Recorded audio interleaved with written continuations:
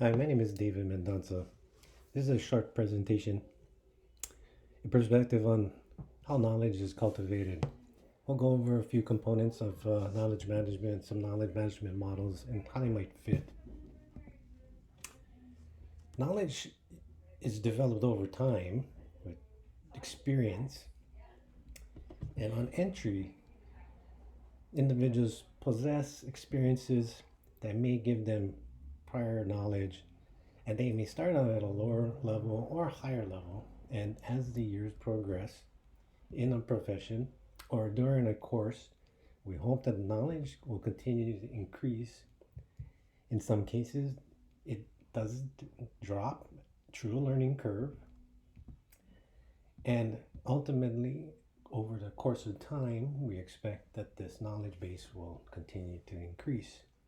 Here in this years of service, we hope employees end up with maximum amount of knowledge to become quite versatile and possess a lot of wisdom. And we don't want to lose that wisdom when they transition out. So we need a way to also capture this knowledge.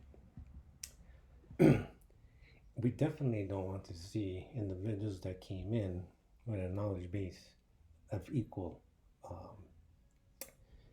equal size as when they entered. According to Martin Heidegger, the earliest form of sort of knowledge transition was due to imprinting. If your parent was born into some type of social class and that's the type of work that they did, they continue to share that knowledge and wisdom, imprinting to the child. Over time, even traditional ways of doing things moved, sort of this a practitioner transitioning and passing on the knowledge to the novice. And even in social roles, the artisan passing it on to the apprentice. Today, we see that with Drucker, he's saying that we can start and we can be wherever we would like to be. It's up to us to develop these four C's: competence, character, compassion, and community. This slide is quite busy, but we'll start with number one. So, when we develop something, we'd like to see what happens. And sometimes it starts out innovation on one end, and we develop the processes and then we develop and find out the outcomes. In other ways, we actually look at the outcomes, we're not happy with it, and we decide we're going to change the process and we develop new innovations. And this is constantly going back and forth, inverse process. So as we look towards how things are sort of changed, Cotter says that we need to create this sort of significant value as to why we need to change it, and then engage and then continue this motivation in a cyclical fashion. In the PDSA, or Plan, Do, Study, Act model, it's also cyclical in that we're looking at the problem and finding a solution, and we're going to monitor it and continue to engage. Now, in those three that we've looked at, if it doesn't continue in this sort of inverse or cyclical process, it tends to stall. And a lot of change initiatives that I've seen in organizations sort of go through their one cycle and it's done. And I think it goes back to where Lewin saying that, hey, if we find a problem, something we're going to do is open up that model, open up the paradigm, change it, and then we're going to close it back down. It's sort of like a one fix, and then we're done. But we need to keep in mind that not all strategies work for all situations, and not every strategy will work for every organization. One large philosophy is Gemba Kaizen, and it's really a way of being. It looks at the employee saying and empowering them to make the change to become more proficient and excel at what they do. It's looking at decreasing waste and overconsumption, keeping things neat and clean and orderly so that there is a very systematic flow, sort of a yin and yang pool, as we're looking to utilize the resources better. And this is modeled by everyone. Now, Nonaka came up with the Seiki model, SECI, socialization, externalization, combination, and internalization, which is taking knowledge management and looking at it and saying that there is a human component to sort of the structure. Again, it's sort of a constant flow where human to human, human to humans are sharing information and creating that exchange, and then turning it into what's explicit knowledge or codified knowledge, such as the documents and other raw data that we get from surveys and and inputs, right? So we're looking at sort of moving that in a social process.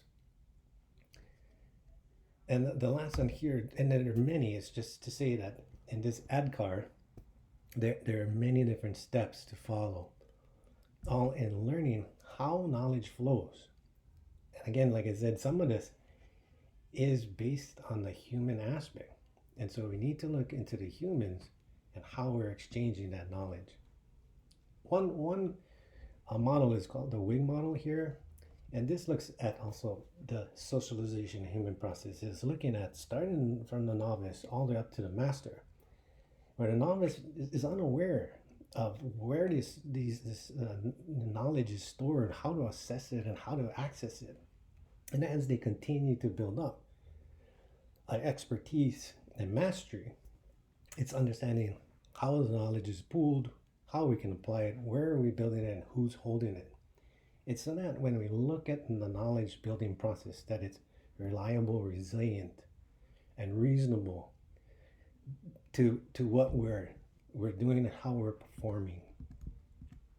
Christensen says, well, when we have these sort of changes that are occurring, if we're not monitoring them, we're not going to understand them. And if we sort of displace them and put them to the side, we won't make any sense of them either. However, there's this parallel flow of when new things come in, it's running alongside of old embedded ideas. So there's incumbent standings.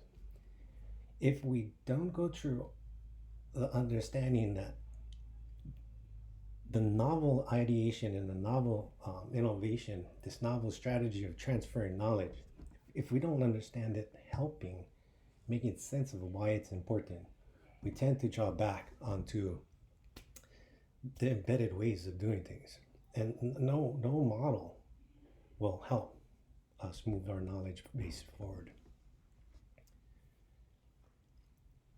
Cram believed in their mentoring strategies that when it comes to sort of passing on the human knowledge, this subjective form of knowledge, that it dependent on the type of sort of developmental constellations or developmental networks. Those that have lower developmental networks, they're really traditional and they stick to exactly what we're doing in the organization. It doesn't stray very far from leadership altogether. But as we move around, we'll notice that there are bigger models or constellations as we branch out and we learn to tap the knowledge from different areas in the sectors that we work in, find different knowledge holders outside of our environment into the external environment, is when we start to really build that professional competencies. In the Seiki model, it's exactly what it's saying here. We're taking socialized human forms of knowledge and sort of bridging them and bringing them all together. This means going over the different domains and different sectors, breaking those barriers, taking the silos down so that we're able to see, assess, and acknowledge these different forms of knowledge and use it and apply it to build our competencies. Now here we get back to Drucker's saying that we can be if we develop our 4 C's. And when we look at WIG, they're saying, well, there are steps before we can get to the mastery with wisdom, we need to be able to find where this knowledge and understand it and be able to then look past everything and see trends in the future. And the only way that we can sort of gain this sense and make sense is sort of how Rogers is, we're going to apply this. How do we apply it? Well, a lot of people like to observe things. And you would say that most of the students that I've taught said, I really am into the kinesthetics. I need to touch it, I need to feel it. And they want to be in the child ability, application, experimentation phases. But still, they're still going to need to know of why and the alternatives until they can use it efficiently enough, build those competencies to put them into practice. And this is that aha moment that I found through this lessons and learning, is that it is sort of this huge learning curve. We start off in one position, regardless of if we're a novice or a beginner or we're competent or expert. Over time, our knowledge base needs to continue. And as it continues, it means sort of deconstructing the ways that we've understood things to be and sort of go through the process of seeing disruption that Christensen talks about earlier on slides, and looking at Rogers' way of sort of assimilating and creating and building and making sense of things so that we can have this higher trajectory and come out at the opposite end of the curve with more knowledge. Now, how this ties into sort of my research expertise that I'm trying to build up is in the mentoring relationships. Mentoring sort of helps in building that sort of social exchange, that human connection of knowledge. And this should continue over time. Cram here is, and Cram's research is quite large and innovative in the mentoring. They say that mentoring develops in stages. We build this human relationship through contacts, and it takes about 5 years. That's what Cram is suggesting. And they also suggest that this sort of mentoring phases should continue throughout the entire career stage. And that's sort of where Seiki, the Nonaka model here, is saying that when we sort of understand how knowledge is created and then why we need to continue to develop our competencies, is through that human connection and building those engagements and having a space for it to develop, so that we can develop the competencies that we need to excel in today's world. I'd like to thank you for watching this presentation. These are some of the references. Most of the models that I created were used by a PowerPoint, so there wasn't any acknowledgement for the actual diagrams used. I hope you found this informative, and again, thank you, and I appreciate you for watching.